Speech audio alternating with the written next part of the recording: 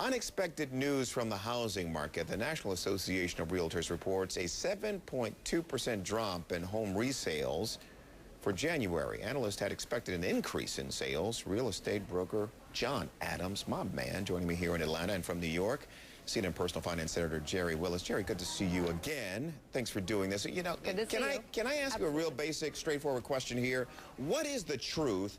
And John, and the same question is coming to you. What is the truth about the housing market right now? I'm talking about existing home sales, new home sales, foreclosures.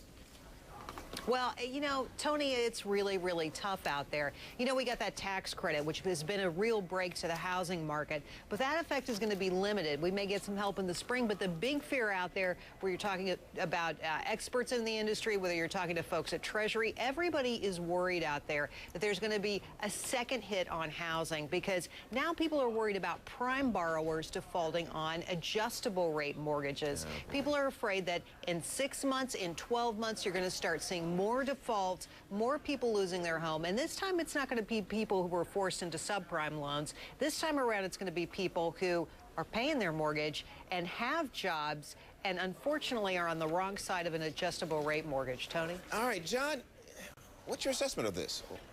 Well, the market is, the real estate market is hurt real bad right now. It needs some help. And the biggest threat to a recovery in housing that I see, I agree with Jerry, the second wave of foreclosures would be deadly. We would see prices plummeting. Are you convinced it's going to happen, or can it be forestalled somewhere? It could happen. It could happen. And the way to stop it is to encourage these lenders to do the modifications that they should be doing. The White House has tried to do this. They haven't tried forcefully enough. We need federal legislation to allow these lenders to go ahead and modify these loans. Well, what's the incentive for the banks, for the lenders? Well, they'd much rather not get the house back. If they take the house back, on average, they lose $30,000 to $40,000. Yeah, but aren't the trends indicating that while the banks may be putting you into the foreclosure process, they're not assuming the homes right now. They're allowing you more and more to stay in those homes because they don't want the home. Well, that's because they're a lot better off. And my point is, if they would enter into a modification, most of these people can afford to pay some level, maybe not what the adjustable rate would like, but some level. So my point is, leave them there. Well, they're much better off. The other part of this is that the vacant houses are poisoning the neighborhoods where they are, and by leaving the owners in them, they're much less likely to be a problem. Hey, Jerry, what's your take on the Making Home Affordable program from the government? Is it working? Wow. Well, you know, not like they wanted. I've got to tell you, they're not getting as many people as they wanted to successfully modify their loans in that program. And Tony, as long as you're asking that question, let me just take you on a little tour of these programs and where we've been and how unsuccessful they've been all along. If you remember, former Treasury Secretary Henry Paulson said late in 2007 that the market was going to self-correct and we get out of this problem. Not true, right? Then we had Hope for Homeowners, and that was a Bush initiative with the lenders. Not so much again. Then we had Help for Homeowners, and that was a Barney Frank bill that, again, didn't do a whole heck of a lot. Finally, we had Making Home Affordable.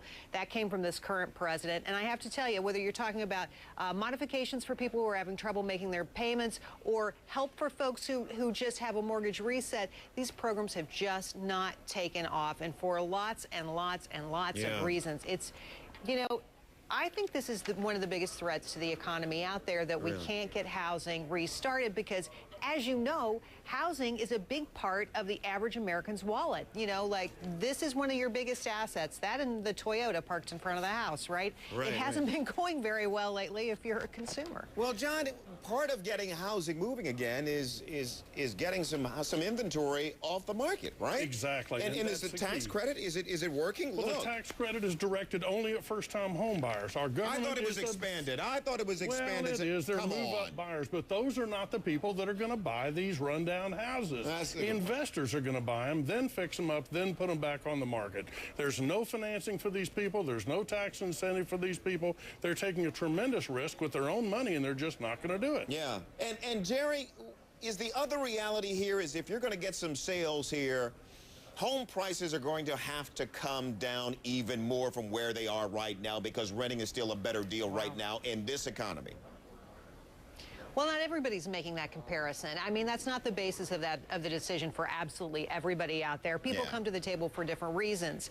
But if you're so worried about the market that you can't bring yourself to come to the table, well, that's a whole different kettle of fish. And I think people have a bad feeling in their gut about housing. Only 3 years ago, 4 years ago, people were so excited to buy a house, they stretched themselves to the limit to do it. Now the feeling about housing as an investment is that it is a poor one. And guess what? This year, we'll probably have another 3 million people go into foreclosure. And what does that mean? That means more trouble for neighborhoods all over the country. That's a seismic shift in the psyche, that housing could be a poor investment. Well, I think that's more a northeastern idea than a national idea. Okay. National polls of young people particularly say that they still want a home? They still see home ownership as a major life achievement. So I don't see that changing.